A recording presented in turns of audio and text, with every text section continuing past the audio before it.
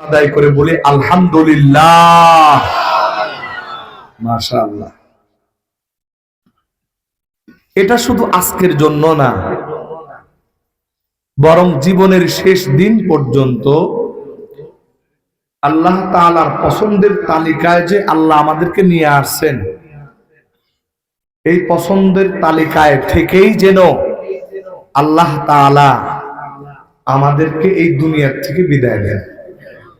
সবাই বলেন আমিন। আমার কথাটা বুঝতে পারছেন না? শুধু আজকের জন্য না এটা, বরং যতদিন পর্যন্ত দুনিয়াতে বেঁচে থাকবো আল্লাহ তাআলা যে তার ভালোবাসার বান্দাদের ভিতরে আমাদেরকে মনোনয়ন করেছেন, আমরা যেন আমার আল্লাহ তাআলার এই ভালোবাসার মনোনয়নের ভিতর দিয়েই আমাদের জীবনটা পার করে দিতে পারি। এজন্য আমাদের কিছু দায়িত্ব আছে। কথা কয় না, আছে না নাই? কি দায়িত্ব? আমার আল্লাহ যেন অসন্তুষ্ট না হন এইরকম কোনো কাজ না করা,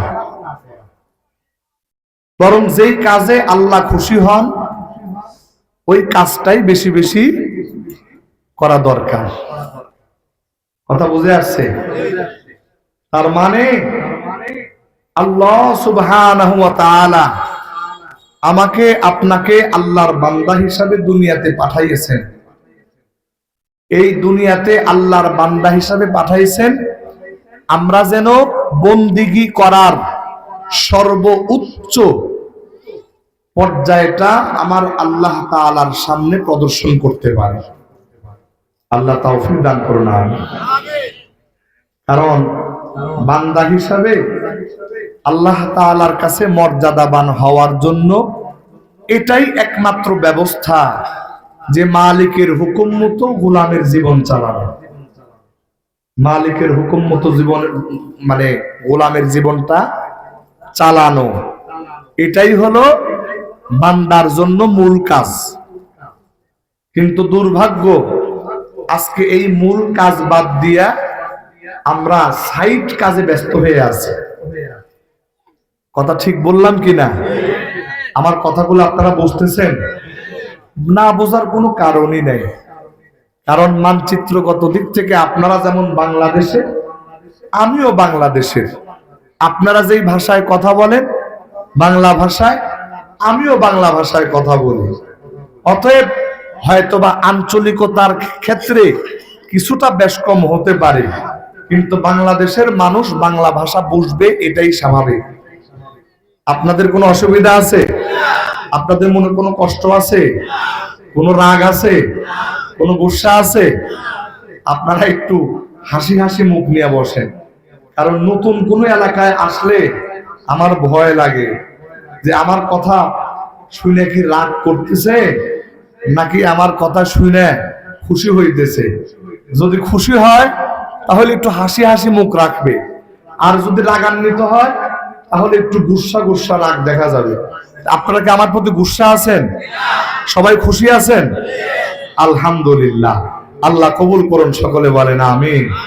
সম্মানিত হাজিরিন, ওই কথা ওইটা, এটাই কিন্তু ওয়াজ, মূল ওয়াজ, যে আমরা আমাদের জীবনের প্রতিটা ক্ষেত্রে গোলামি করব কার? নাকি শয়তানের? নাকি পীরের? না মাজারে? সন্তান চাবো কার কাছে? চাকরির উন্নতি চাবো কার কাছে? হ্যাঁ, এরপরে আল্লাহ পাক বিপদে পড়ছে, বিপদ থেকে উদ্ধারের জন্য কার কাছে যাব? আল্লাহু আকবার। সবকিছু, আমাদের সবকিছুর সমাধান একমাত্র কার কাছে? আল্লাহর কাছে। আমরা যদি এখান থেকে মুখ ফিরাইয়া নেই, আল্লাহর কসম এই জমিনে যার কাছে যাবে, যেখানে যাবে, যেই পরিস্থিতিতেই হোক না কেন, আল্লাহর কসম আপনার মনের আশাও কেউ পূরণ করতে পারবে না, আপনার চাহিদাও কেউ পূরণ করতে পারবে না, এবং আপনাকে ধন ও দৌলত দিয়া দৌলতওয়ালা কেউ করতে পারে না। একমাত্র যার ক্ষমতা তিনি হলেন আল্লাহ, তিনি সব সমস্যার সমাধান করতে পারেন। এজন্য জীবনের প্রতিটা ক্ষেত্রে গোলামি হবে কার? আর একটু জোরে বলেন আল্লাহু আকবার। যখন হাইয়া আলাস সালাহ, হাইয়া আলাল ফালাহ বলা হয়, তখন সমস্ত দোকানপাট বন্ধ করে, ব্যবসা বাণিজ্য বন্ধ করে মসজিদে হাজিরা দেওয়া, এটা কার কাজ? বন্ধুরা আমার, এই সহজ বিষয় আল্লাহর অনেক বান্দা বুঝে না, না বুঝিয়া এমন উল্টা পাল্টা করে, বলে দোকান বন্ধ করে নামাজে যাবে, কাস্টমার নষ্ট হয়ে যাবে।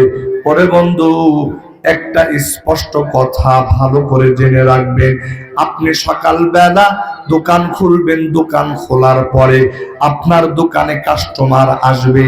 এই কাস্টমার যিনি পাঠিয়েছেন তিনি আর কেউ নন, তিনি হলেন কে? আপনি যদি নামাজের জন্য দোকানটা বন্ধ রাখেন, যদি মসজিদে আসেন, আল্লাহর সামনে যদি সিজদা দিয়ে দেন রে বন্ধু, তাহলে ওই দোকানের কাস্টমার বাড়ায়া দিতে পারেন কে? প্রাণের ভাইরা আমার, এইরকম অনেক ব্যবসায়ী আছে রে ভাই, যারা এইরকম ভাবে আল্লাহর গোলামি তারা করে না, দোকানপাট নামাজে বন্ধ হয় না। আল্লাহর বান্দা চিন্তা করে, যদি দোকানপাট বন্ধ করা হয় তাহলে কাস্টমার নষ্ট হয়ে যাবে। ওরে বন্ধু, আল্লাহর কসম খেয়ে বলি, আল্লাহর কসম খেয়ে বলি, এমন অনেক বাজার আছে রে ভাই, যেই বাজারগুলোতে দোকানদাররা নামাজের সময় নামাজের বিরতি দেয়, দোকান বন্ধ করে রাখে। আল্লাহর বান্দা নামাজ পড়ে যখন দোকানে যায়, দোকানে যাওয়ার পরে দোকান খুলতে দেরি হয়, আল্লাহর বান্দার দোকানে কাস্টমার যাইতে দেরি হয় না। আছে না নাই? আপনাদের চাটখিল বাজারে আছে কিনা জানি না। আরে ভাই, আমার ঢাকার কেরানীগঞ্জে এমন অনেক দোকানদার আছে, আল্লাহু আকবার, নামাজের সময় বন্ধ, আবার নামাজ পড়ার পরে খোলা। আল্লাহর কসম, আমি কোনো মিথ্যা কথা বলতেছি না। জোরাইন বাজারের ভিতরে যাইয়া আমি নিজের চোখ দিয়া দেখেছি, আল্লাহর যে দুইটা বান্দা নামাজের সময় দোকান বন্ধ করে নামাজে চলে যায়, ওই দুইটা দোকান নামাজের সময় ছাড়া যতটুকু সময় খোলা থাকে, ওই দুইটা দোকানের ভিতরে কাস্টমার একের পর এক সিরিয়াল লেগে থাকে। এটা দেন কে? এই বরকতটা দেওয়ার মালিক কে? আল্লাহ। প্রাণের ভাইরা আমার, বন্ধুরা আমার, ঢাকার কেরানীগঞ্জে একটা বিরিয়ানির দোকান আছে, মোল্লা বিরিয়ানি, জজ মোল্লা, হুজুর চেনে? হ্যাঁ, এই হাসনাবাদ এলাকায় জজ মোল্লা একটা বিরিয়ানির দোকান আছে। আল্লাহু আকবার। এর আশপাশে শত শত দোকান, সবাই বসে মাছি মারে, আর এই জজ মোল্লা মিয়া দোকান খুলতে দেরি, কাস্টমারের অভাব নেই। এর কারণ কি? এর কারণ হলো ওই জজ মোল্লার দোকানের যত কর্মচারী, সমস্ত কর্মচারীর মাথার উপরে টুপি দেওয়া আছে রে ভাই, সমস্ত কর্মচারীর মুখের ভিতরে সুন্নতি দাড়ি দেওয়া আছে। ওরে বন্ধু, ওই জজ মোল্লা এক সময় এমন একজন ডাকাত ছিল, নাম করা ব্যক্তি ছিল, যার অস্ত্রের মুখে কত মানুষ এইরকম জিম্মি হয়ে পড়ত।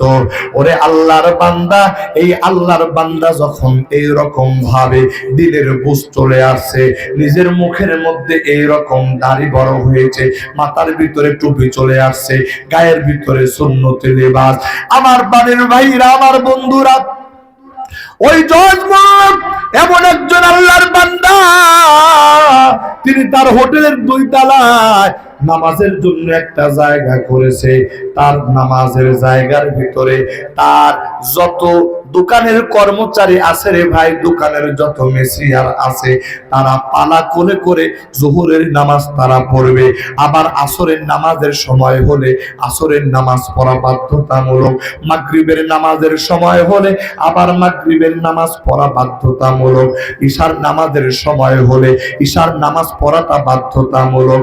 আল্লাহর কসম, আল্লাহর কসম, আল্লাহর কসম, আরে ভাই, ওই জায়গার ভিতরে প্রতিদিন একটা দুইটা গরু রান্না করা হয়, এরপরেও কাস্টমার খায়া এটা শেষ করে আবার রান্না করা হয়, আবার শেষ হয়ে যায়, আবার রান্না করে আবার শেষ হয়ে যায়। আল্লাহর কসম, এই রকম মজাদার খাবার আরো দোকানে বিক্রি করে, তার আশপাশে আরো দোকান আছে। কিন্তু আমার আল্লাহ বলে, বান্দা তোমরা মনে করো নামাজের সময় দোকান বন্ধ করলে তোমার ব্যবসা লস না, বরং নামাজের সময় যদি তুমি নামাজ আদায় করো তাহলে তোমার ব্যবসার ভিতরে আমার আল্লাহ বরকত দেন। কথা বলেন ঠিক কিনা? এক শ্রেণীর মানুষ এইরকম আমার দেশের মধ্যে আছে, ব্যবসা বাণিজ্য করে মানুষকে ঠকায় আর বলে হুজুর যদি সত্য কথা বলা হয় ব্যবসা হয় না। আমার বন্ধুরা, এইরকম জাহেল ধোঁকাবাজ প্রতারক ব্যবসায়ী আমাদের ভিতরে আছে না নাই? কথা বলেন আছে না নাই?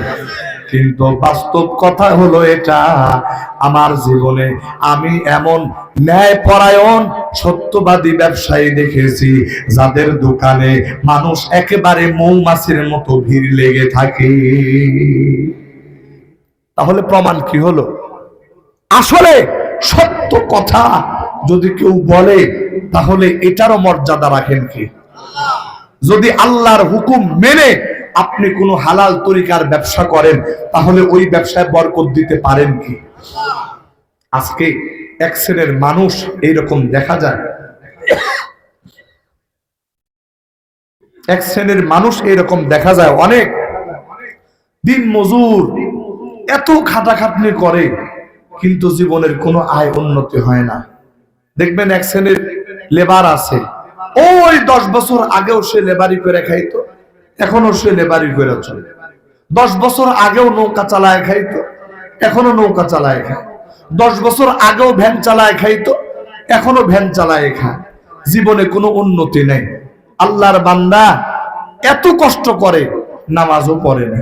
যদি বলা হয় ভাই নামাজটা পড়েন, ও হুজুর কি নামাজ পড়বো, কাজ করেই তো কুল পাই না। আছে না নাই? তার মানে তুমি মনে করছো তোমার কাজ তোমাকে খাওয়াবে, তুমি মনে করছো তুমি কাজ না করলে তোমার খানা বন্ধ। আমার আল্লাহ বলে, তুই যে এটা মনে করেছিস এই জন্য তোর কাজের ভিতরেই তোর খানা, কাজ বন্ধ রাখবি তোর খানাও বন্ধ থাকবে। আর এটা যদি ভরসা করতি যে না আমার কাজ হোক আর না হোক আমি আমার আল্লাহর কাজ ঠিক রাখবো, আল্লাহ বলতেছে বান্দা তাহলে আমি আল্লাহ তোর ব্যাপারে জিম্মাদারি গ্রহণ করে নিতাম। আল্লাহু আকবার বলে। আপনি কি মনে করেন আল্লাহ যে আমাদেরকে সৃষ্টি করেছেন, আল্লাহ পাকের কি কোনো জিম্মাদারি নাই? ওয়ামা মিন দাব্বাতিন ফিল আরদি ইল্লা আলাল্লাহি রিজকুহা ওয়া ইয়ালামু মুস্তাকাররাহা ওয়া মুস্তাওদাআহা কুল্লুন ফি কিতাবিন মুবিন। আবার আল্লাহ বলেন, এই বান্দা এই জমিনের ভিতরে যত প্রাণী আছে সকল প্রাণীগুলোর রিজিকের জিম্মাদারি আমি আল্লাহর। ওরে বন্ধু, আমার আল্লাহ এই জিম্মাদারি কত সুন্দরভাবে পালন করে। এটা যদি আমরা এইরকম ব্যাখ্যা বিশ্লেষণ করে দেখতে যাই, আল্লাহর কসম আমার আপনার রিজিকের কোনো টেনশন হবে না। এই যে হাদিসে পাকের মধ্যে ঘটনা আছে, আরে ভাই আমার আল্লাহর রাসূলের দরবারে একদিন নবী পাক সাল্লাল্লাহু আলাইহি ওয়াসাল্লামের সাহাবীরা কয়েকটা ছোট ছোট পাখির ছানা ধরে নিয়ে আসছে। যখন পাখির ছানাগুলো আল্লাহর রাসূলের দরবারে নিয়ে এসেছে, আল্লাহর রাসূল সাল্লাল্লাহু আলাইহি ওয়াসাল্লাম ওই সাহাবীকে বললেন, সাহাবীরে এই পাখির ছানাগুলো কেন ধরে নিয়ে আসছো? আল্লাহর নবীর সাহাবী বলেন, ইয়া রাসূলুল্লাহ, ইয়া হাবিবাল্লাহ, নবীজি এই পাখির ছানাগুলো দেখে বড় ভালো লাগছে, যার কারণে আমি ধরে নিয়ে আসছি। আল্লাহর নবী বিশ্ব নবী রাহমাতাল লিল আলামিন ডাক দিয়ে বলতেছেন, আমার সাহাবীরা রে, এইরকম পাখির ছানা এগুলো ধরে রাখতে নাই। আল্লাহর নবী এইরকম কথা যখন বলতেছে, ওরে বন্ধু, আল্লাহর রাসূলের সাহাবী তখন পাখির ছানাগুলো ছেড়ে দিলেন। যখনই ছেড়ে দিলেন, তখনই পয়গম্বরে আরবি সাল্লাল্লাহু আলাইহি ওয়াসাল্লাম আর নবীর সাহাবীরা এক মজমার ভিতরে বসা। আল্লাহর নবী ওই ছোট ছোট পাখির ছানাগুলো ছেড়ে দেওয়ার কথা বললেন। সাহাবীও যখন ছেড়ে দিলেন, ছেড়ে দেওয়ার পর এমন একটা দৃশ্যের অবতারণা হলো রে ভাই, ওই ছোট্ট পাখির ছানাগুলোর মা পাখিটা চলে আসছে। আসার পর ওই ছানা পাখিগুলোকে নিয়া তার পাখার ভিতরে নিয়া এমন ভাবে আদর করতেছে যেন বোঝা যাইতেছে, স্পষ্ট বোঝা যাইতেছে ওই বাচ্চা পাখিটার প্রতি মা পাখিটার মায়া আর ভালোবাসা, কত মহাব্বত, কত ভালোবাসা। আমার পানির ভাইরা, আমার বন্ধুরা, এই দৃশ্য দেখিয়া নবীর সাহাবীরা আশ্চর্য হয়ে গেছে। আল্লাহ নবীকে ডাক দিয়া বলতেছেন, ইয়া রাসূলুল্লাহ, ইয়া হাবিবাল্লাহ, নবীজি একটা পাখি মা তার বাচ্চাদের জন্য কত মায়া, কত ভালোবাসা। ওরে বন্ধু, এই বিষয়টা দেখার পরে যখন সাহাবীরা আশ্চর্যান্বিত হয়ে গেল, আল্লাহর নবী বলেন, আমার সাহাবীরা রে, তোমরা এই পাখির ছানার প্রতি তার মায়ের ভালোবাসা দেখিয়া তোমরা আশ্চর্যান্বিত হয়ে গেলা। মনে রাখবা, আমার আল্লাহ, ইন্না লিল্লাহি মিআতু রাহমা, আমার আল্লাহ রাব্বুল আলামিনের দরবারে এইরকম 100 রহমতের সাগর আছে। এই 100 রহমতের সাগরের মধ্যে মাত্র 1 ভাগ রহমতের সাগর আল্লাহ কুল কায়নাতের সমস্ত প্রাণী জগতের ভিতরে দান করেছে। আল্লাহু আকবার বলেন। কুল কায়নাতের সমস্ত প্রাণী জগতের ভিতরে দান করেছে আমার আল্লাহ। নবী বলেন, আমার সাহাবীরা আর অবশিষ্ট 99 ভালোবাসার সমুদ্র আমার আল্লাহ তার নিজের কাছে রেখে দিয়েছে। ওরে বন্ধু, এই ভালোবাসাগুলি আমার আল্লাহ বান্দাদের প্রতি এমন ভাবে প্রদর্শন করে। আমার নবী এই ব্যাপারে এমন কিছু হাদিস বলেছেন, এমন কিছু কথা বলেছেন। আমার আল্লাহ দয়া, আমার আল্লাহর মায়া বান্দার প্রতি কেমন রে ভাই, আমার নবীজি বুঝানোর জন্য বলেছে। আল্লাহর নবী, বিশ্ব নবী রাহমাতাল লিল আলামিন বলতেছে, আল্লাহর রাসূল সাল্লাল্লাহু আলাইহি ওয়াসাল্লাম যখন হাসরের ময়দান কায়েম হয়ে যাবে, হাসরের ময়দান কায়েম হওয়ার পরে আমার নবীজি বলেন, আল্লাহ রাব্বুল আলামিন হিসাব নিকাশের কার্যক্রম যখন শুরু করে দিবে, হিসাব নিকাশের কার্যক্রম যখন চলতে থাকবে, এই রকম ভাবে কিছু আল্লাহর বান্দা আল্লাহর আদালতে দাঁড়ায় যাবে। আল্লাহর আদালতে দাঁড়ানোর পর ওই বান্দাগুলির আমলনামার ভিতরে নেকি আর বদি সমান হয়ে যাবে, অথবা কোন বান্দার আমলনামার ভিতরে দেখা যাবে আল্লাহর বান্দা গুনাহের সংখ্যা বেড়ে যাবে, নেকির সংখ্যা কমে যাবে। ওই বান্দার জন্য আল্লাহর পক্ষ থেকে জাহান্নামের ফয়সালা হয়ে যাবে। আমার নবীজি বলেন, আমার আল্লাহর কত দয়া, আমার আল্লাহর কত মায়া, আমার আল্লাহ ওই পরিস্থিতিতে বান্দার জন্য ওয়ার্ডার করবে, ও বান্দা ইনতালিকু বিআবদি ইলান নার, এ বান্দা যাও যাও জাহান্নামের দিকে চলে যাও। ওরে বন্ধু, ওই বান্দা তখন জাহান্নামের দিকে দৌড়াইতে আরম্ভ করবে। বান্দা যখন জাহান্নামের দিকে দৌড়াইতে আরম্ভ করবে, আমার আল্লাহ ওই বান্দাকে ডাক দিবে, বান্দারে শুন শুন, জাহান্নাম কি তোর বড় প্রিয় জায়গা নাকি? বলে না। এ বান্দা, তাহলে জাহান্নামের ওয়ার্ডার করার সাথে সাথে তুই কেন রে জাহান্নামের দিকে দৌড়াইতে আরম্ভ করলি? ওই বান্দা বলবে, আল্লাহ গোটা জীবনটা আপনার নাফরমানি করে কাটাইছি, গুনাহ করে করে আজকে আপনার দরবারে জাহান্নামের আসামি হয়েছি। আজকে আপনি জাহান্নামের ওয়াদার করেছেন, আমি যদি ওই জাহান্নামে যাইতেও দেরি করে ফেলি, ওই জাহান্নামে যাইতেও যদি গড়িমসি শুরু করি গো আল্লাহ, না জানে তাহলে আমার জন্য আরো কত বড় শাস্তি আপনার কাছে অপেক্ষা করতেছে। ওগো দয়ার মালিক, এই কারণে আপনার পক্ষ থেকে জাহান্নামের ওয়াদার হওয়ার সঙ্গে সঙ্গে আমি আর দেরি করি না, তাড়াতাড়ি জাহান্নামের দিকে আগায় যাইতেছি। আমার আল্লাহ বলে, বান্দা, ওই জাহান্নামের জন্য আমি আল্লাহর প্রতি তোর এত ভয়, এত ভয়, যারে বান্দা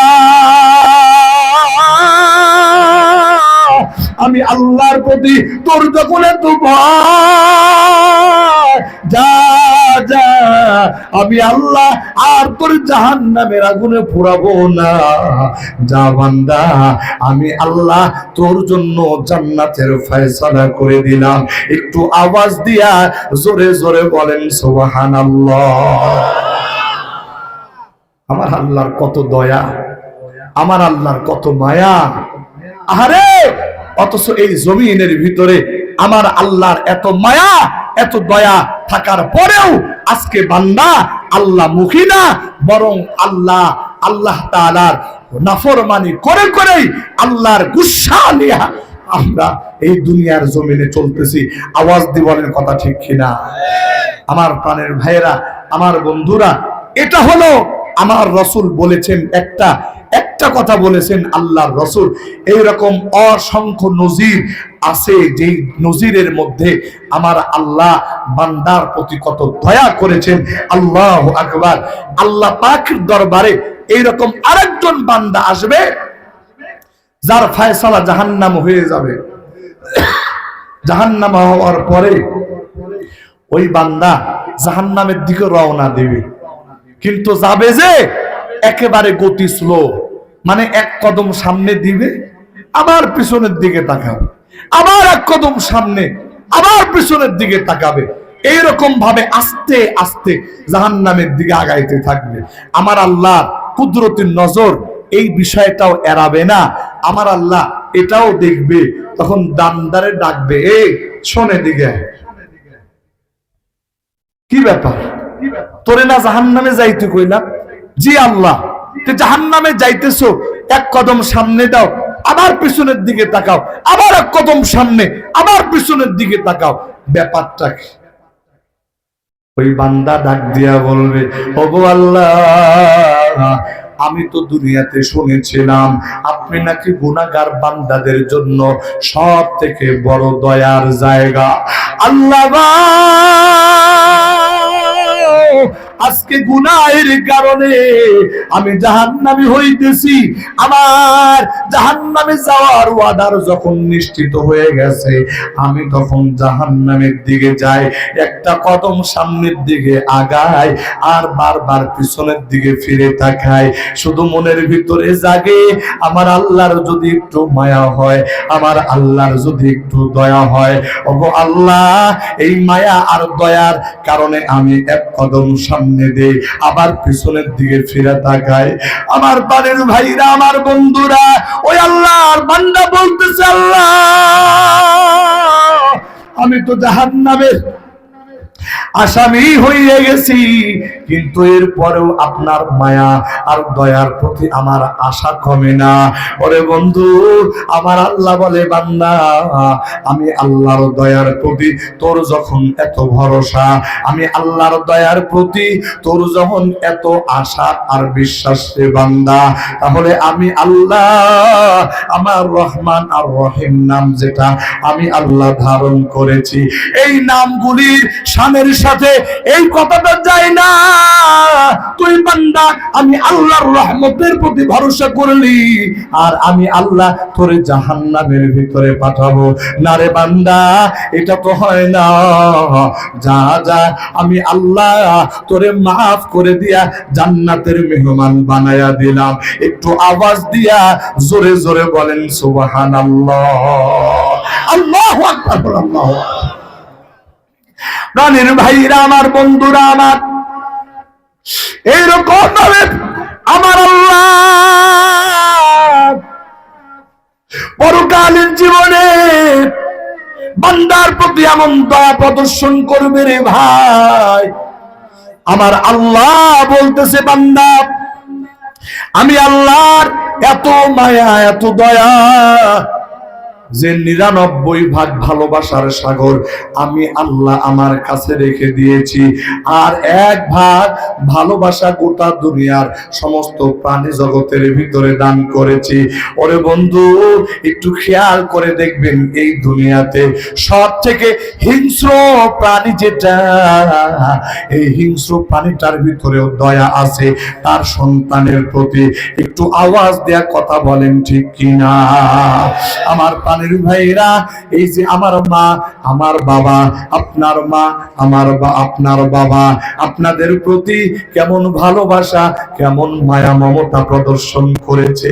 আমার প্রাণের ভাইরা, আমার বন্ধুরা, এই দুনিয়ার কোন সন্তান যদি বাবা দেখতে পায়, সন্তান আগুনের মধ্যে পড়ে গেছে, ওরে বন্ধু, এই দৃশ্য দেখার পরে দুনিয়ার কোন বাবা ওই সন্তানের জন্য এই রকম স্থির থাকতে পারে না। দুনিয়ার কোন মা সন্তানের জন্য স্থির থাকতে পারে না। এই যে গত কিছুদিন আগের একটা ঘটনা, যাদের বাড়ি ভোলা আছে, এই রকম ঈদের সময় মা সন্তান যখন বাড়িতে যাইতেছে, আর পানির ভাইরা, ছোট্ট একটা বাচ্চা জাহাজের পার্শ্ব দিয়া চলতে চলতে হঠাৎ করে এই রকম জাহাজ থেকে পড়ে গেছে। আমার পানির ভাইরা, আমার বন্ধুরা, ওই জাহাজ থেকে পড়ে যাওয়ার পর ওই মা যখন দেখলো যে সন্তান পানির ভিতরে পড়ে গেছে, রাত্র গভীর, দুনিয়ার কোন মানুষ ওই মায়ের খবর জানে না, সন্তানের খবর জানে না। ওই মা তখন সন্তানের জন্য পানির ভিতরে ঝাঁপ দিয়ে ফেলাইছে। আরে যখন জানাজানি হলো, তখন অনেক খোঁজাখুঁজি হলো। খোঁজাখুঁজি করার পর 24 ঘন্টা পর ওই মা আর সন্তানের লাশ পাওয়া গেল। আমার পানির ভাইরা, আমার বন্ধুরা, ওই মা সন্তানের লাশটা কোলের মধ্যে নিয়ে মাও দুনিয়া থেকে বিদায় হয়ে গেছে। মা আর সন্তানের লাশ এইরকম ভাবে একই সাথে চরের ভিতরে ভেসে উঠেছে। ওরে বন্ধু, এইরকম ভাবেই তো দুনিয়াতে মা সন্তানের প্রতি ভালোবাসা দেখাইতে গিয়া জীবন পর্যন্ত দান করেছে। তাহলে আমার আপনার প্রশ্ন হলো, মায়ের যদি সন্তানের প্রতি ভালোবাসা এমন হয়, তাহলে ওই মা সন্তানের প্রতি ভালোবাসা, এতটুকুন ভালোবাসা, এই ভালোবাসার জন্য যদি মা সন্তানের জন্য জীবন দিতে পারে, আল্লাহু আকবার, তাহলে আমার আল্লাহ বান্দার প্রতি কেমন ভালোবাসা, কেমন ভালোবাসা। ওরে বন্ধু, এই বিষয়টা যদি আমার আপনার চিন্তার ভিতরে আসে, আল্লাহর কসম, আল্লাহর কসম, ওই বান্দা কোনোদিন ওই আল্লাহর নাফরমানির কাজে যেতে পারে না। একটু আওয়াজ দিয়া জোরে জোরে বলেন কথা ঠিক কিনা? প্রাণের ভাইরা, আমার বন্ধুরা আমার, এই জন্য আমি প্রথম কথা বলতেছিলাম, আল্লাহর বান্দা এই দুনিয়ার ভিতরে, আল্লাহু আকবার, গোলাম মনিবের কাজ যত বেশি করবে, ওই রকম ভাবে মনিবের কাছে গোলামের তত মর্যাদা বাড়বে। ওরে বন্ধু, যে গোলাম মনিবের হুকুম মানবে না, যে গোলাম মনিবের কথা শুনবে না, যে গোলাম মনিবের অবাধ্য হবে, ওই গোলাম মাস শেষে মনিবের কাছে বেতন পাবে না, বরং ওই গোলামকে মনিব তার চাকরি থেকে চাকরিচ্যুত করে দিবে। আমার প্রাণের ভাই, আমার বন্ধুরা, আমরাও আমার আল্লাহর গোলাম।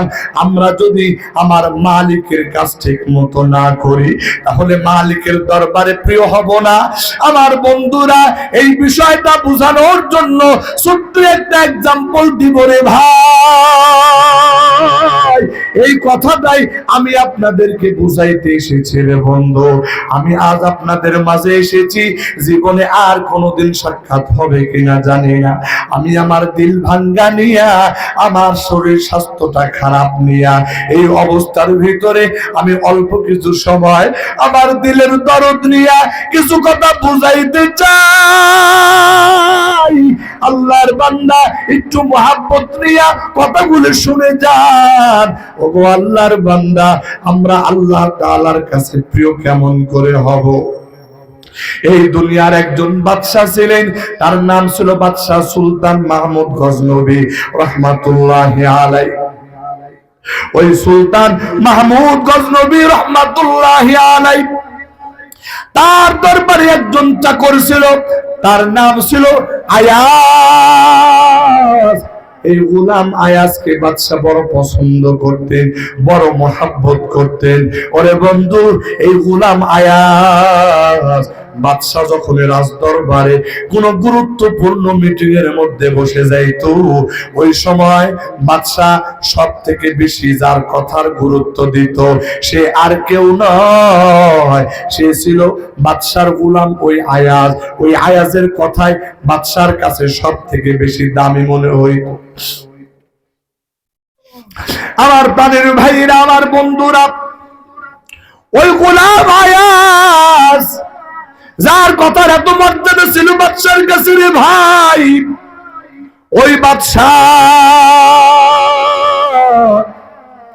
গোলাম আয়াজের এই বিষয়টা শোনার পরে সবাই আশ্চর্য হয়ে গেল। রাজদরবারের মন্ত্রীরা যারা ছিল, এমপি মন্ত্রী যারা ছিল, তারাও মনক্ষুণ্ণ হলো। কি ব্যাপার, আমাদের দেশের বাদশার কি হয়ে গেল? আমরা দেশের এত বড় বড় মন্ত্রী থাকার পরে, এত বড় বড় শিক্ষিত মানুষ থাকার পরে বাদশা কেন শুধুমাত্র তার গোলামের কথার এত মর্যাদা দেয় কেন? ওরে বন্ধু, এই রকম ভাবে রাজ দরবারের সমালোচনার ঝড় শুরু হয়ে গেল। চলতেছে চলতেছে, একদিন এই সমালোচনা চলতে চলতে বাদশার কান পর্যন্ত পৌঁছে গেছে। বাদশা বুঝে ফেললো এই গোলাম আয়াজকে এত ভালোবাসা, এই ভালোবাসাটা রাজদরবারের মানুষ ভালোভাবে নিচ্ছে না। ওরে বন্ধু, কিন্তু বাদশা ছিলেন বড় বিচক্ষণ মানুষ, একদিকে আলেম ছিলেন, একদিকে আল্লাহওয়ালা বাদশা ছিলেন। এই গোলাম আয়াজের বিষয় কি জবাব দেওয়া যায়? আরে ভাই, এই বিষয়টা চিন্তা করিয়া বাদশা নীরব হয়ে গেল। কিছুদিন চিন্তা ভাবনা করলেন, আর সুযোগের অপেক্ষায় থাকলেন। দেখা যায় কোন দিন যেন এই ব্যাপারে একটা আওয়াজ দেওয়া যায়। ওরে বন্ধু, বাদশার রাজ দরবারে একটা সুযোগ চলে আসলো। বাদশাহ, এই দেশের বাদশাহ, এই দেশের পাশের রাষ্ট্র থেকে একটা হাদিয়া আসছে বাদশার দরবার থেকে। এই হাদিয়া আর কেউ নয়, এই হাদিয়া হলো বাদশার দরবারে একটা মূল্যবান হীরার টুকরা হাদিয়া আসছে। মূল্যবান হীরার টুকরা বাদশার দরবারে হাদিয়া আসছে। গোটা দুনিয়ার ভিতরে সচরাচর এই হীরার টুকরাটা কোথাও পাওয়া যায় না। এমন একটা মূল্যবান হীরার টুকরা বাদশার দরবারে হাদিয়া আসছে। এই হাদিয়া আসার পর বাদশাহ তার রাজ দরবারের সমস্ত মন্ত্রী, উজির, আমলা যারা, সবাইকে নিয়ে বাদশাহ দেখতেছে যে এত সুন্দর একটা হীরার টুকরা আসছে। বাদশাহ সবার সাথে আলোচনা করতেছে। বাদশাহ খুশি হলো। বাদশাহ এই হীরার টুকরা বহনকারী দূত যে আছে তাকে রাষ্ট্রীয়ভাবে একটা সংবর্ধনা দিল। এরপরে বাদশাহ একটা ব্যবস্থা নিল।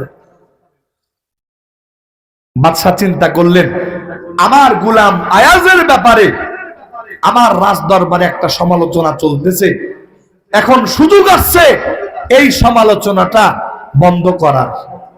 বাদশাহ এটার দাঁত ভাঙা জবাব দেওয়ার জন্য প্রস্তুতি নিলেন। বাদশার রাজ দরবারে নিজের সিংহাসনের পাশে এই রকম মূল্যবান হীরার টুকরাটা রাখলেন, আর একজন চাকরকে অর্ডার করলেন যে একটা এই রকম হাতুড়ি নিয়ে আসো। হাতুড়ি নিয়ে আসছে। হাতুড়ি নিয়ে আসার পরে ওই মূল্যবান হীরার টুকরার পাশে হাতুড়িটা রাখছে। বাদশাহ, আল্লাহু আকবার, সমস্ত মন্ত্রীদেরকে ডাকলেন। 7 জন মন্ত্রী এমপি ছিল তার রাষ্ট্রীয় দরবারে। 60 জন মন্ত্রী এমপি সবাইকে ডাকলেন। একজনকে ডাকে বাদশাহ বলতেছে, শোনো, উজিরে আজম যিনি বাদশার পরেই যার পদমর্যাদা, যিনি পদমর্যাদায় বড়, তাকে ডাকলেন। ডাকার পরে বললেন, শোনো, এই যে হাতুড়িটা আছে, এই হাতুড়িটা নিয়া তুমি তোমার শরীরের সমস্ত শক্তি দিয়া এই মূল্যবান হীরার টুকরার উপরে একটা আঘাত করবা। এমন ভাবে আঘাত করবা যাতে করে এই হীরার টুকরাটা ভেঙে একেবারে চুরমার হয়ে যায়। যখনই এই কথা বলছে, উজিরে আজম বাদশাকে ডাক দিয়ে বলতেছে, বাদশাহ জাহাপনা, বেয়াদবি মাফ করবেন, এত সুন্দর একটা মূল্যবান হীরার টুকরা, তাও এটা আপনার কাছে আসছে আপনার পাশের দেশের একজন বাদশার কাছ থেকে উপঢৌকন। আপনি এটা আপনার রাজদরবারের শোকেসের ভিতরে স্মারক হিসাবে সাজায় রাখবেন। দুনিয়ার যত মুসাফিররা এখানে আসবে এটা দেখে তারা আনন্দিত হবে। কত সুন্দর আনকমন একটা হাদিয়া উপহার আপনার কাছে আছে, এটা দেখে তারা আশ্চর্যান্বিত হবে। কিন্তু সেটা না করে আপনি এটা ভাঙ্গার ওয়ার্ডার করলেন। ও বাদশাহ জাহাপনা, বেয়াদবি মাফ করবেন, এই হুকুমটা আমি মানতে পারলাম না। উজিরে আজমকে এই কথা বললেন। উজিরে আজম বাদশার জবাবে এটা তিনি তার সামনে ব্যাখ্যা পেশ করলেন। এর পরবর্তী মর্যাদার যিনি তাকে ডাকলেন, তাকেও হুকুম করলেন, সেও একই রকম জবাব দিল। এর পরবর্তী মর্যাদার যিনি আছেন তাকেও ডাকলেন। এই রকম ভাবে ডাকতে ডাকতে 60 জন, 6 এই 60 জন মন্ত্রী এমপি কে ডাকলেন। সবাই ওই উজিরে আজমের দেখা দেখি সবাই এক কথাই বললেন, বাদশাহ জাহাপনা, এটা আপনার দরবারে হাদিয়া আসছে, এটা আপনি শোকেজের মধ্যে সাজায় রাখলে এটা সৌন্দর্য বর্ধন করবে, রাষ্ট্রীয় একটা সিংহাসন, এটার সৌন্দর্য বর্ধন হবে, এটা ভাঙ্গার পক্ষে আমরা না। 60 জন মন্ত্রী এমপি পার হয়ে গেছে। অবশেষে বাদশাহ ডাকলেন তার গোলাম আয়াজ। ওই গোলাম আয়াজকে ডাকার পর বাদশাহ ডাক দিয়ে বললেন, এ গোলাম, এই যে হাতুড়িটা হাতে নাও, তোমার শরীরের শক্তি দিয়া এই হীরার টুকরার উপরে আঘাত করো। এমন ভাবে আঘাত করবা যাতে করে হীরার টুকরাটা ভেঙে একেবারে চৌচির হয়ে যায়। ওরে বন্ধু, গোলাম আয়াজকে যখন সুলতান মাহমুদ গজনবী রহমাতুল্লাহি আলাইহি এই অর্ডার করলেন, রে ভাই, এই অর্ডার করার সঙ্গে সঙ্গে সুলতান মাহমুদ গজনবী অর্ডার করতে দেরি করলেন, কিন্তু গোলাম আয়াজ এই হুকুম বাস্তবায়ন করতে দেরি করলেন না। একটু আওয়াজ দেয়া জোরে জোরে বলেন সুবহানাল্লাহ। এক মুহূর্ত দেরি করলেন না। হাতের ভিতরে হাতুড়িটা উঠায়া শরীরের সমস্ত শক্তি দিয়া ওই মূল্যবান হীরার টুকরার উপরে একটা আঘাত করছে। একেবারে হীরার টুকরাটা ভেঙে খান খান হয়ে গেছে। রাজদরবারে 60 জন দেশের সর্বোচ্চ পর্যায়ের শিক্ষিত, গুণী জ্ঞানী, রাষ্ট্রীয় মর্যাদায় ভূষিত 60 জন মন্ত্রী এমপি বসা এই দৃশ্য দেখে এক বাক্যে সবাই দাঁড়ায় গেছে। দাঁড়ায় বলতেছে, বাদশাহ, আমরা আপনার দেশের শিক্ষিত প্রথম শ্রেণীর নাগরিক, আপনি আমাদেরকে বাছাই করে করে এই দেশের মন্ত্রীর পদ দান করেছেন। আমরা এত শিক্ষিত, এত জ্ঞানী গুণী হওয়ার পরেও আপনি আমাদেরকে অর্ডার করেছেন। এই মূল্যবান হীরার কদর বুঝে আমরা আপনার অর্ডারকে প্রত্যাখ্যান করেছি। আর এই 2 টাকার গোলাম আয়াজ, আপনি তাকে অর্ডার করতে দেরি করলেন। আর এই লোকটা এত মূল্যবান হীরার কদর না বুঝে সে এই মূল্যবান হীরার টুকরাটা ভেঙে চুরমার করে দিল। ও বাদশা জাহাপনা, তাহলে এই রকম গণ্ড মূর্খ ব্যক্তি যাকে আপনি এত গুরুত্ব দেন, যার কথা আপনি এত পছন্দ করেন, এই লোকটা আজকে আমরা চাই আমাদের সবার সামনে আজকে রাষ্ট্রীয়ভাবে তার একটা উপযুক্ত বিচারের ব্যবস্থা করা হোক। বাদশাহ মন্ত্রীদেরকে বললেন, আপনারা একটু শান্ত হন, আমি বিষয়টা দেখতেছি। বাদশাহ এবার গোলাম আয়াজকে ডাক দিয়া বললেন, ও গোলাম আয়াজ, তুমি তো ভালো করেই জানো এই যে দেখতেছো আমার রাষ্ট্রের সবার সব থেকে এলিট শ্রেণীর ভিআইপি মানুষ যারা এই রাষ্ট্রের ভিতরে নির্বাচিত, আমি স্বয়ং তাদেরকে নির্বাচন করে মন্ত্রী পদমর্যাদায় ভূষিত করেছি। এই মানুষগুলোকে আমি অর্ডার করেছিলাম যে এই হীরার টুকরাটা ভেঙে ফেলার জন্য, কিন্তু তারা কেউ ভাঙলো না। কিন্তু তোমারে অর্ডার করার সঙ্গে সঙ্গে তুমি ভেঙে ফেললা। এর উপযুক্ত কারণ ব্যাখ্যা করো।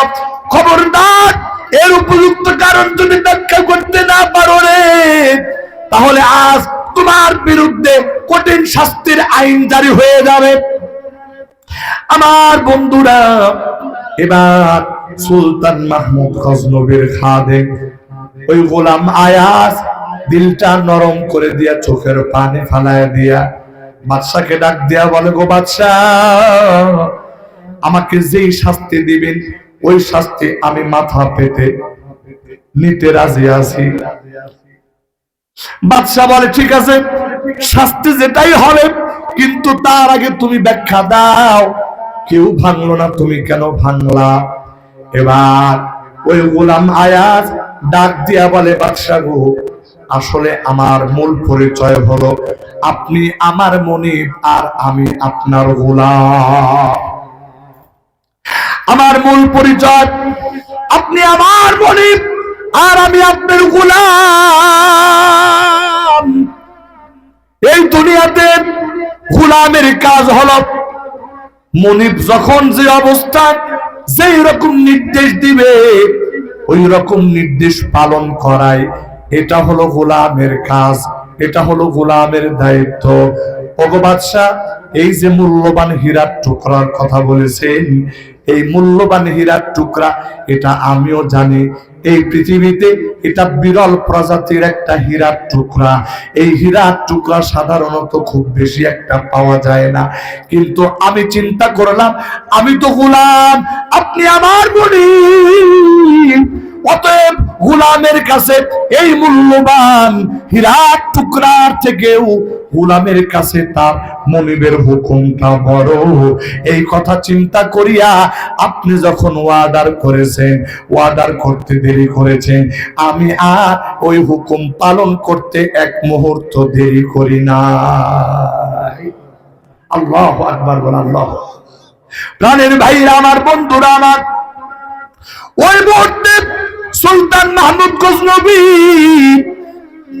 তার রাজদরবারের সকল মন্ত্রী আমলাদেরকে উদ্দেশ্য করে বলেন, ও আমার রাজদরবারের মন্ত্রীরা, আপনারা উচ্চ শিক্ষিত হতে পারেন, উচ্চ বংশের মানুষ হতে পারেন, উচ্চ ক্ষমতার অধিকারী হতে পারেন, কিন্তু আপনারা যখন আমি বাদশাহ হুকুম দান করলাম তখন আপনাদের উচিত ছিল এই হুকুমের গোলামি করা। কেননা আপনারাও তো হুকুমের গোলাম, কথা বলেন ঠিক কিনা? কিন্তু সেটা আপনারা পালন না করিয়া আমার গোলাম আয়াজ, যার কথাকে আমি সব থেকে গুরুত্ব দেই, যার কথাকে আমি এত মর্যাদা দেই, যার অবস্থানকে আমি এত পছন্দ করি, এর কারণ হলো, এটাই হলো তার প্রমাণ, আমার গোলাম আয়াজের কাছে আমি তার মনিব আর সে আমার গোলাম। তার জীবনের থেকেও আমার হুকুমটাকে সে বড় করে দেখে, যার কারণে এই গোলাম আয়াজ আমার কাছে এত প্রিয়। আমার প্রাণের ভাইরা, এবার বাদশা ডাক দেয়া বলে, যদি এটাই বাস্তব হয় তাহলে তো আপনাদের কথার বিপরীতে গোলাম আয়াজের শাস্তি না হওয়ার কথা না, বরং গোলাম আয়াজের কথা মতে আপনাদের সমস্ত মন্ত্রীদের শাস্তি হওয়া উচিত। একটু আওয়াজ দিয়ে কথা বলেন ঠিক কিনা?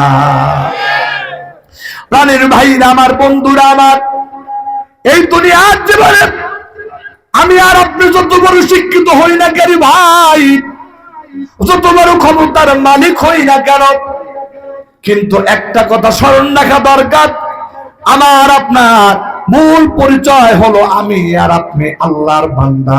কথা বলেন ঠিক কিনা? পরে বন্ধু, আমি আর আপনি যেখানে যে অবস্থায় থাকি না কেন, সর্ব অবস্থায় আমার আল্লাহর হুকুম আমার আপনার জীবনে বাস্তবায়ন করা, এটাই হলো আমার আপনার জন্য দায়িত্ব আর কর্তব্য। আমার প্রাণের ভাইরা, এই জন্য আমি পবিত্র কোরআনুল কারীমের 29 নাম্বার পারার সূরাতুল মুলকের 2 নাম্বার যেই আয়াত আপনাদের সামনে তিলাওয়াত করেছি, আমার আল্লাহ এই কথাটাই দুনিয়ার মানুষকে সুন্দরভাবে বোঝাইতেছেন। আল্লাযী খালাকাল মাউতা ওয়াল হায়াতা লিয়াবলুয়াকুম আইয়ুকুম আহসানু আমালা ওয়া হুয়াল আজিজুল গফুর। আমার আল্লাহ বলতেছে, ও দুনিয়ার ইমানদার, ভালো করে জেনে নাও, আমি আল্লাহ হায়াত সৃষ্টি করেছি, আমি আল্লাহ মওত সৃষ্টি করেছি। কেননা আমি আল্লাহ তোমাদেরকে একটা ডিউটি দিয়া দুনিয়াতে পাঠাইছি। ওরে আমার বান্দা, আমি আল্লাহর দেওয়া ডিউটিটা তুমি কেমন ভাবে পালন করছো কিনা, এই বিষয়টার যাচাই বাছাই করার জন্য আমি আল্লাহ মূলত তোমাদেরকে দুনিয়াতে পাঠাইছি। একটু আওয়াজ দিয়া জোরে জোরে বলেন কথা ঠিক কিনা? প্রাণের ভাইরা আমার, বন্ধুরা আমার, এবার পরিষ্কার কথা, সারমর্ম কথায় আসি। আমার বন্ধুরা, আমার আল্লাহ আমাকে আপনাকে 50 বছর, 60 বছর, 100 বছর হায়াত দান করেছে। ওরে বন্ধু, এই হায়াত শেষ হওয়ার পরে আমরা দুনিয়া থেকে বিদায় হয়ে যাব।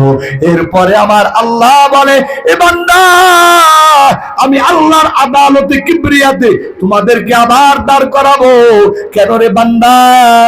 এই যে 50, 60, 100 বছর হায়াত দিলাম, ওরে বন্ধু, এই হায়াতে জিন্দেগিতে আল্লাহর ডিউটিটা কে কতটুকুন পালন করেছি, এই বিষয় আমার আল্লাহ আমাকে আপনাকে জিজ্ঞেস করবে। কথা বলেন ঠিক কিনা? প্রাণের ভাইরা আমার, ওই আমল নামা যখন আমার আল্লাহ দরবারে প্রকাশ হয়ে যাবে রে ভাই, তখন দেখা যাবে আমার আমল নামার ভিতরে নামাজ নাই, আমার আমল নামার ভিতরে রোজা নাই, আমার আমল নামার ভিতরে জিকির নাই, আমার আমল নামার ভিতরে কোরআন তিলাওয়াত নাই। তখন আমার আল্লাহর আদালতে আমি আর আপনি আমার চেহারাটা কেমন করে দেখাবো রে বন্ধু? ও বন্ধু, এটাই তো আমার আপনার জন্য চিন্তার বিষয়। আল্লাহর কসম, আল্লাহর কসম, আল্লাহর আদালতে আমিও যেমন হাজির হব, আল্লাহর নবীর সাহাবী হযরত আবু বকর সেদিন আল্লাহর দরবারে হাজির হবে, সমস্ত নবীরা আল্লাহর দরবারে হাজির হবে, সমস্ত সাহাবীরা আল্লাহর দরবারে হাজির হবে। ইমামে আজম আবু হানিফা রাহমাতুল্লাহি আলাইহি আল্লাহর দরবারে হাজির হবে। আল্লাহু আকবার বলেন। আমি আর আপনার আমলনামা, এটা আমি আর আপনি চিন্তা ভাবনা করে দেখবো কি রে ভাই? ইমামে আজম আবু হানিফা রাহমাতুল্লাহি আলাইহি আল্লাহর আদালতে যখন দাঁড়াবে, ওরে বন্ধু, তখন তার আমলনামার ভিতরে এমন এমন আমল পাওয়া যাবে, 40 বছর পর্যন্ত ইশার নামাজের ওযু দিয়া যিনি ফজরের নামাজ আদায় করেছেন। আল্লাহু আকবার। আমার প্রাণের ভাইরা, আমার বন্ধুরা, ওই 40 বছর পর্যন্ত আল্লাহর বান্দা আল্লাহর আদালতে যখন দাঁড়াবে, 40 বছর ঈশার নামাজের ওযু দিয়া ফজরের নামাজ যখন পড়বে, এরকম আমলনামা প্রকাশ হবে, তখন আমাদের আমলনামা প্রকাশ হবে। আমাদের আমলনামার ভিতরে নামাজ নাই। তিনি তো 40 বছর রাত্রি জাগরণ করেছে। আরে ভাই, আমি কি আমার মাওলার সন্তুষ্টির জন্য আমার জীবন থেকে একটা রাত এইরকম ভাবে আল্লাহর আদালতে দাঁড়ায়া নামাজ পড়ে পড়ে একটা রাত কাটাইছি, এইরকম একটা রাত আমার আমলনামার ভিতরে আছে নাকি? আল্লাহর বান্দা, আল্লাহর ভয় একটা রাত, গোটা রাত পর্যন্ত কোরআনুল কারীম তিলাওয়াত করে কাটাইছি, গোটা রাত জিকির করে কাটাইছি, এমন একটা রাত আমার আপনার জীবনে আছে কিনা? ওরে বন্ধু, খুঁজলে দেখা যাবে এই রকম রাতের সংখ্যা তো আমাদের জীবনে নাই। কিন্তু আল্লাহর আদালতে যদি আল্লাহ জিজ্ঞেস করে, আরে বান্দা, ইমামে আজম আবু হানিফা 40 বছর রাত জাগরণ করেছে, আর তোমার জীবনে কয়টা রাত জাগছো? ওরে বন্ধু, দেখা যাবে ব্রাজিল আর্জেন্টিনার খেলা দেখার জন্য আমরা রাত জেগেছি, বন্ধু বান্ধবের বিয়ের অনুষ্ঠানের ভিতরে গান বাজনা করিয়া রাত জেগেছি। ওরে বন্ধু, কত রকম দিনে আর নাটক সিনেমা দেখতে গিয়া রাত জাগরণ করেছি, কিন্তু আমলনামার উপরে আমরা রাত জাগি নাই। আল্লাহর আদালতে এই রকম আমলনামা নিয়ে যখন হাজির হয়ে যাব, ওরে বন্ধু, ওই দিন মাথা লজ্জায় মাথা নত হয়ে যাবে। ওই দিন আল্লাহর বান্দা আফসোস করবে, আফসোস করবে, কিন্তু আফসোস করে সেদিন কোনো লাভ হবে না। ওরে বন্ধু, তাই আসুন আজকের এই মাহফিল থেকে আমরা প্রতিজ্ঞা করি, ও আল্লাহ, জীবনে যতদিন বেঁচে থাকবো গো মালিক, আর জীবনে কোনোদিন নামাজ ছাড়বো না, আর জীবনে কোনোদিন মিথ্যা কথা বলবো না, আর কোনোদিন সুদ খাবো না, আর কোনোদিন ঘুষ খাবো না, আর কোনোদিন বেগানা নারীর দিকে দৃষ্টিপাত করবো না। আল্লাহ, আর কোনোদিন আপনার হুকুম লঙ্ঘন করবো না। কে কে রাজি আছো রে ভাই? দুইটা হাত আমার আল্লাহর দিকে একটু উঠায়া দেখায়া দাও। ও গো মালিক, আপনার কুদরত দিয়ে তাকায় দেখেন আল্লাহ, আপনার বান্দারা দুইটা হাত উঠায়া তওবা করতেছে। ও আল্লাহ, ওগো আল্লাহ, মেহেরবানি করে তওবা গুলো কবুল করে দেন। যতদিন দুনিয়াতে বেঁচে আছি গো মালিক, জীবনে কত তওবা করেছি, আবার তওবা গুলো ভেঙে ফেলেছি। রব্বুল আলামিন, আজকে এই ময়দানে তোমার বান্দাদেরকে সাক্ষী রেখে যেই তওবা করতেছি গো আল্লাহ, এই তওবার উপরে তুমি আমাদেরকে আল্লাহ আজীবন অটল থাকার তৌফিক দান করে দাও। জবান খুলে বলেন আমিন। রব্বুল আলামিন, আজ আপনার বান্দারা তওবা করতেছে, আমার আল্লাহ বলে, বান্দা, তোমার গুনাহ যদি সমুদ্রের ফেনার সমান হয়, তোমার গুনাহ যদি উহুদ পাহাড় সম পরিমাণ হয়, তাহলেও বান্দা তুমি নিরাশ হইবা না। আমি আল্লাহর রহমতের আশা নিয়ে যদি তুমি গুনাহের জন্য অনুতপ্ত হইয়া যাও, আমি আল্লাহ কথা দিলাম, কথা দিলাম, আমি আল্লাহ তোর তামাম জীবনের গুনাহ খাতাগুলি মাফ করে দেব। একটু আওয়াজ দিয়া জোরে জোরে বলেন সুবহানাল্লাহ। আমার পানের ভাই